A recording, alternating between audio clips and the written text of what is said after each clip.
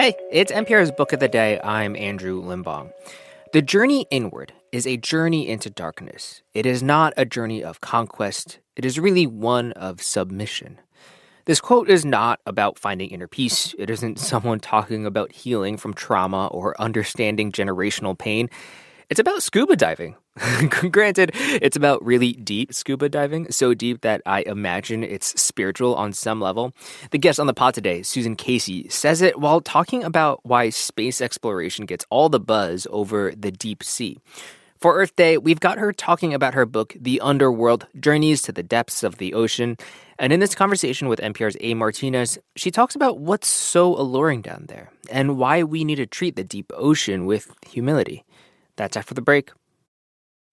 This message comes from NPR sponsor HBO. From executive producers Park Chan-wook and Robert Downey Jr., The Sympathizer is the new HBO original limited series based on the Pulitzer Prize-winning novel. On the Sympathizer podcast, host Philip Wynn joins the cast, crew, and author Viet Thanh Nguyen to discuss the making of this historic series. Stream new episodes of HBO's The Sympathizer Sundays exclusively on Max, and listen to the Sympathizer podcast wherever you listen to podcasts. It's easy to dream about space because all you got to do is go outside and look up to see some of what's out there. But the deep ocean, that's not so easy because even if you're in the ocean, you can't just look down and see what's in the deep waters. Typically, it's defined as the waters below 600 feet. So as you can imagine, since it goes all the way down to almost 36,000 feet in places, the deep ocean is the vast, vast, vast majority of the ocean. Susan Casey has been down there. She's a diver and author of the new book, The Underworld, Journeys to the Depths of the Ocean. Casey writes that while most people prefer to go to Paris, Bora Bora, or the Serengeti, she's always wanted to go to the ocean's abyss.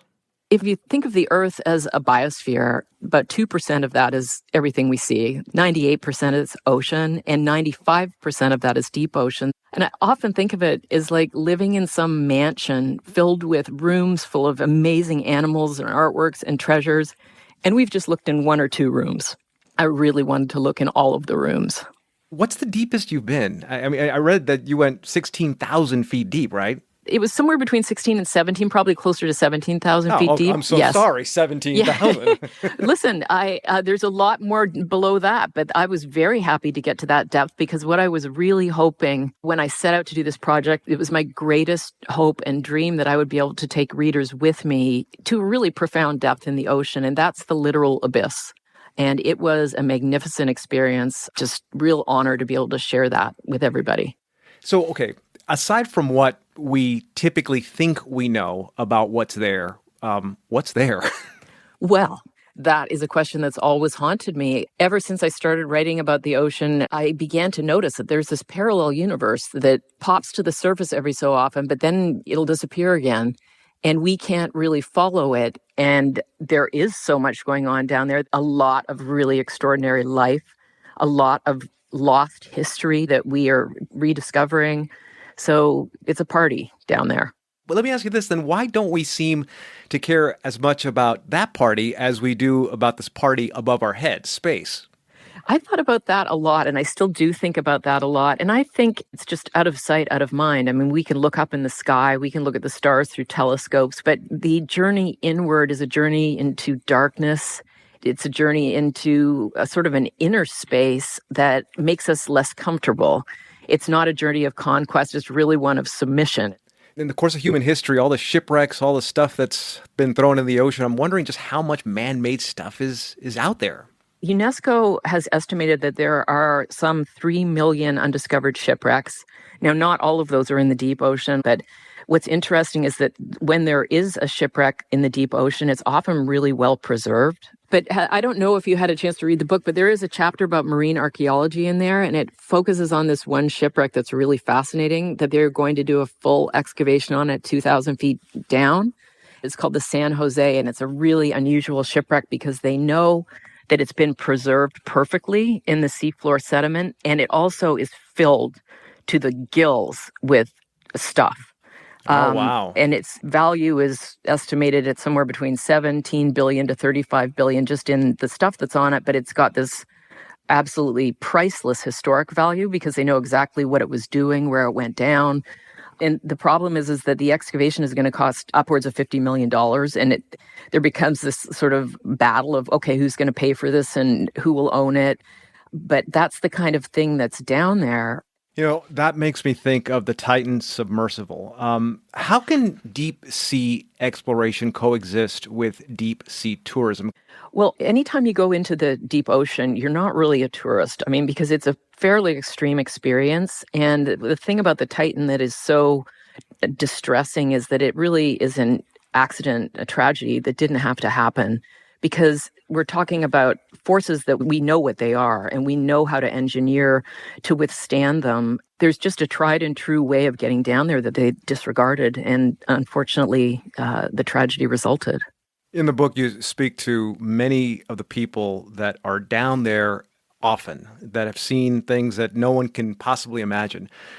Who are some of these people, and what are they most afraid of when it comes to what we don't know about the ocean and the deep ocean?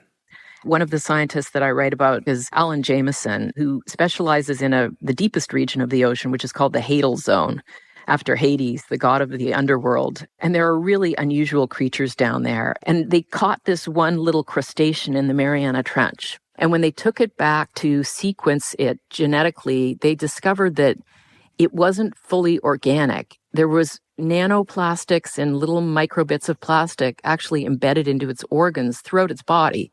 So it was a sort of a hybrid plastic organic creature. Wow. And they named it Eurysthenes plasticus because they caught a lot of these and they could not find one that did not have plastic incorporated into its body. And so when I asked Alan, okay, so how many other hybrid plastic organic creatures are there down there? And he just looked at me and said, all of them.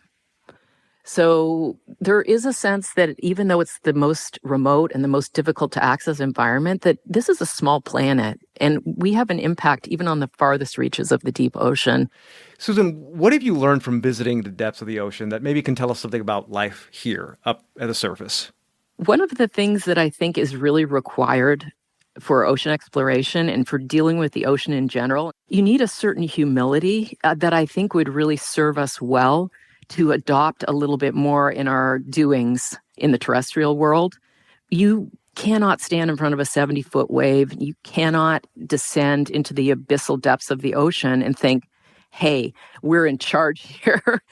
We've got it covered. I mean, you will very quickly understand that there are forces much greater than we are, and we're not going to conquer them. We're not going to be able to somehow subdue 4 tons of pressure per square inch. You can only really go there with a real sense of humility, and I think humility in general is very undervalued as a superpower. Susan Casey wrote The Underworld, Journeys to the Depths of the Ocean. Susan, thanks.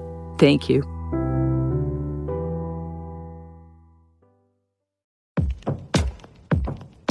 What does it mean to be Black in America? In NPR's Black Stories, Black Truths, a collection of stories as varied, nuanced, and dynamic as Black experiences, you'll hear it means everything. Search NPR Black Stories, Black Truths wherever you get your podcasts.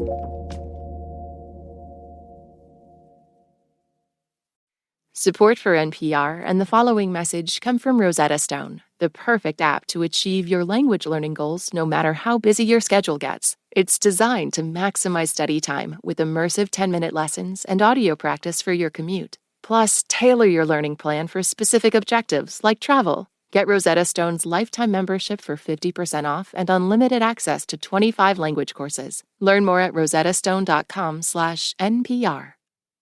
This message comes from NPR sponsor Mint Mobile. From the gas pump to the grocery store, inflation is everywhere. So Mint Mobile is offering premium wireless starting at just $15 a month. To get your new phone plan for just $15, go to mintmobile.com/switch.